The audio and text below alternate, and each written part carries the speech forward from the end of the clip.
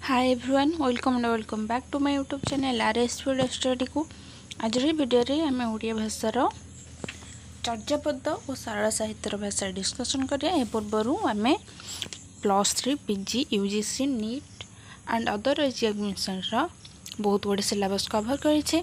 जो मैंने वीडियो देखी ना मुझे डिस्क्रिप्शन में लिंक दे देते आपने देखिपारे। चलो वीडियो स्टार्ट करें। वीडियो स्टार्ट करने पूर्व आप समस्त अनुरोध कि वीडियो शेष पर्यटन देखिए। वीडियो पसंद आसले लाइक करेंगे, कमेंट करेंगे, सांग मान सहित सेयार करेंगे और चैनल को सब्सक्राइब करदेवे जहाँद्वारा ये इंपोर्टाट वीडियो सर्वप्रथम आप बाहर पहुँची पार। चर्यापद और सरल साहित्यर भाषा यार आम 10टी क्वेश्चन डिस्कसन करते, सॉरी 15टी क्वेश्चन डिस्कसन करते पूर्व वीडियो। 16 नंबर क्वेश्चन, सरह पादक दोहारे थिबा ओडिया भाषार निदर्शन दर्शाओ। उत्तर होउछि सरह पादक दोहारे थिबा ओडिया भाषार निदर्शन निम्न मते रहिछि।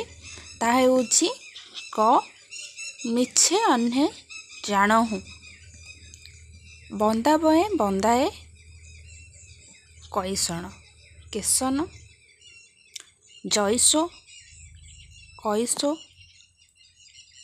जीवन्ते जे ते हन्ते, छाड़िले मु ले भ त खांटी बलुआ था किब, दिशई खाइब प्रभृति खांटी ओडिया शब्दर व्यवहार मिले।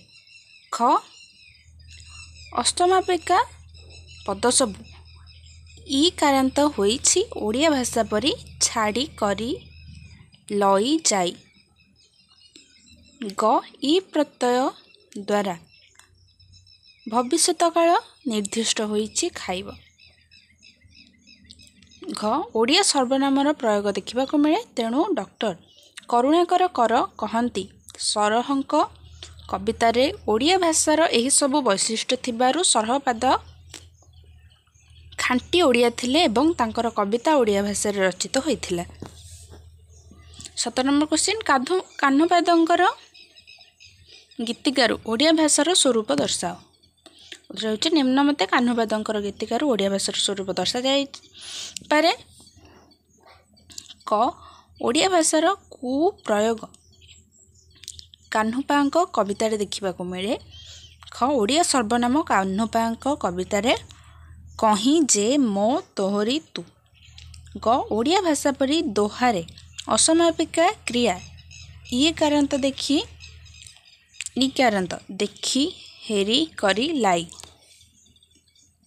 घ ओडिया भाषा रे सप्तमी विभक्तिर व्यवहार अच्छन्ते व करिब लेमी मारिब देहु सुतेली प्रभृति ओडिया क्रियार व्यवहार देखा जाए। च उआस बाहरी कोड़िया सांग बापुड़ा हसे अंतरे सासु ननंद घरे शाड़ी बड़िया जुआ दान मूलिया केतुआल प्रभृति अनेक खांटी ओडिया शब्द कान्हूक चर्चारे मिले। 18 नंबर क्वेश्चन, सारला महाभारत रे कौन कौन सर्वनाम और अव्यय व्यवहृत होइछि। उत्तर होउछि सारला महाभारत रे प्रथम पुरुष मु मोई मो मोहर मोह मोहर आंभ आंभे माने आंभंत इत्यादि। द्वितीय पुरुष रे तू तुही तो तोह तुम्भ तुम्भे तुम्भे माने इत्यादि। तृतीय पुरुष रे से सेही सेहु सेमाने इत्यादि व्यवहृत होइछि। एहा छड़ा दूर निर्देशन ताहा निकट निर्देशन ओई ए एहा एहो एहु। समृद्ध सूचक जा जहा जे जेहु। प्रश्नसूचक के केही केहु। अन्यवाचक आन आर। सप्तम वाचक सबु सबुंती। आत्मवाचक आपे आपणा। सम्मानसूचक आपण आपणे। संख्यासूचक दुहे उभय। परिमाण सूचक किछि प्रभृति सर्वनामर व्यवहार सारला महाभारत रे देखा मिले। अव्यय किस जिस तिस एने जाबत ତାବତ ଯେବଣ ସେବଣ ପୁଣି ଇ ହି ବି ନା ତ ଯେ କିନା କିନି ପ୍ରଭୃତି। 19 ନମ୍ବର କ୍ୱେଶ୍ଚିନ୍ ଚଣ୍ଡୀ ପୁରାଣରେ ଓଡ଼ିଆ ଗଦ୍ୟ ଭାଷାକୁ ଦର୍ଶାଅ। ଉତ୍ତର ଚଣ୍ଡୀ ପୁରାଣରେ ବର୍ଣ୍ଣିତ ମହିଷାସୁରର ଇନ୍ଦ୍ରଙ୍କ ନିକଟକୁ ପ୍ରେରିତ ଆଜ୍ଞା ପତ୍ରିକା ପ୍ରାଚୀନ ଓଡ଼ିଆ ଗଦ୍ୟର ଏକ ସୁନ୍ଦର ନମୁନା। ନିମ୍ନରେ ତାର ଦୃଷ୍ଟାନ୍ତ ପ୍ରଦତ୍ତ ହେଲା। ଉତ୍ତର ଦକ୍ଷିଣ ପୂର୍ବ ପଶ୍ଚିମ ଚତୁର୍ଦଶ ଭୁବନେ ବ୍ରହ୍ମ କ୍ଷତ୍ରୀ ବୈଶ୍ୟ ଶୁକ୍ରଦୈତ୍ୟ ଦାନେବ ଏକ। 10 ଲୋକକୁ ଭରସଇ ବ୍ରହ୍ମ ଲୋକକୁ ସ୍ଥାପନ ଚାର ସତ୍ୟ ସୁରମାନ ବର୍ଦ୍ଧନ ଅମର ଲୋକକୁ ଧାଡ଼ି ଚଡ଼କ ନାଗଲୋକକୁ ଗରୁଡ଼ାସନ ଭୂଭବିଷ୍ୟ ବର୍ତ୍ତମାନ ଚନ୍ଦ୍ରଦୀପ ଜମୁଦୀପକୁ ଉଦୟପାଟ ଦେବଲୋକ ନାଗଲୋକଟି ଗନ୍ଧର୍ବଗଣ ଅସୁରଗଣ ମାନବଗଣ ଏମାନଙ୍କ ଉପରେ ସୁରାଧିପ ଜନମାନଙ୍କର ମଣ୍ଡନ ସମସ୍ତ ଲୋକଙ୍କୁ କଳି କଳଙ୍କ ରୁକ୍ଷ ରାକ୍ଷସମାନଙ୍କୁ ଖଳ ଦୁର୍ମାନ୍ତକ। ଶିଶୁବେଦରୁ ଓଡ଼ିଆ ଭାଷାର ସୂଚନା ଦିଅ। ଶିଶୁବେଦର ଶବ୍ଦ ଅନୁସାରରୁ ଜଣାଯାଏ ଯେ ଏହା ଏକ ପ୍ରାଚୀନ ରଚନା, ତେବେ ତାହା ଶାରଳା ପୂର୍ବ କି ପର ଏହା ସମସ୍ୟା ଭିତରକୁ ନ ଯାଇ ଭାଷା ବିଚାର କଲେ ନିଶ୍ଚିତ ଭାବରେ ଏହା ପ୍ରାଚୀନ ଓଡ଼ିଆ ଭାଷାକୁ ସୂଚିତ କରିଥାଏ, ଯଥା ଧ୍ୱନି ଧ୍ୱନି ମୈଥ୍ୟ ମଧ୍ୟ ଅଲଗ ଅଲଗ ଅକ୍ଷି ଅଛି ଗହୁର ଗରୁ ଅମନାଗମନ ଅବଣାଗମନ ଆହୁଟ ଆବର୍ତ୍ତନ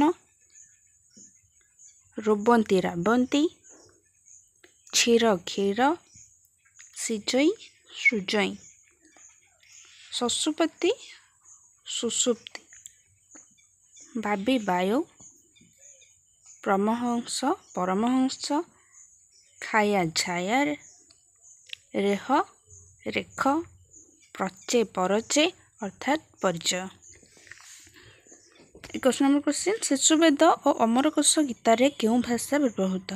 ଶିଶୁବେଦ ଓ ଅମରକୋଷ ଗୀତାର ଭାଷାରେ ପ୍ରାଚୀନ ଅପଭ୍ରଂଶ ଭାଷା ସ୍ୱରୂପ ଦେଖିବାକୁ ମିଳିଥାଏ ଓ ତାହାର ରଚନା ସମୟ ଖ୍ରୀଷ୍ଟୀୟ 1300 ଶତାବ୍ଦୀ ବୋଲି ବର୍ଣ୍ଣିତ ହୋଇଛି।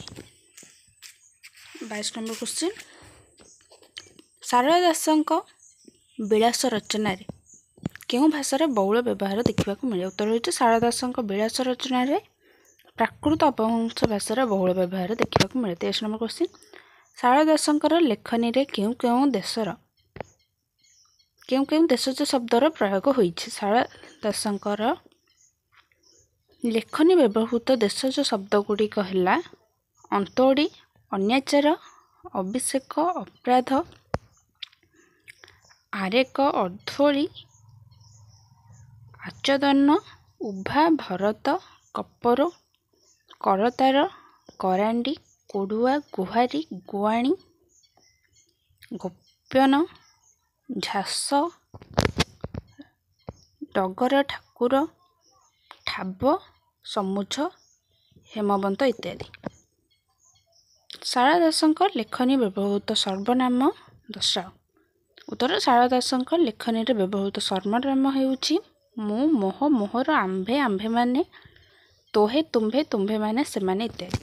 25 ନମ୍ବର କ୍ୱେଶ୍ଚିନ୍ ଶାରଳା ଦାସ ତାଙ୍କ ରଚନାରେ କେଉଁ କେଉଁ ଧାତୁ ଗ୍ରହଣ କରିଛନ୍ତି? ଉତ୍ତର ହେଉଛି ଶାରଳା ଦାସ ତାଙ୍କ ରଚନାରେ ଚଳ ଜପ ବସ୍ ଫଳ ଖେଳ ଯାଚ ଲାଭ सेफ हॉर्स आदि धातु ग्रहण कर वीडियो रखिए। वीडियो पसंद आसले लाइक करेंगे, कमेंट करेंगे, सांग सहित सेयार करेंगे और चैनल को सब्सक्राइब करने बिल्कुल भी भूलें नहीं।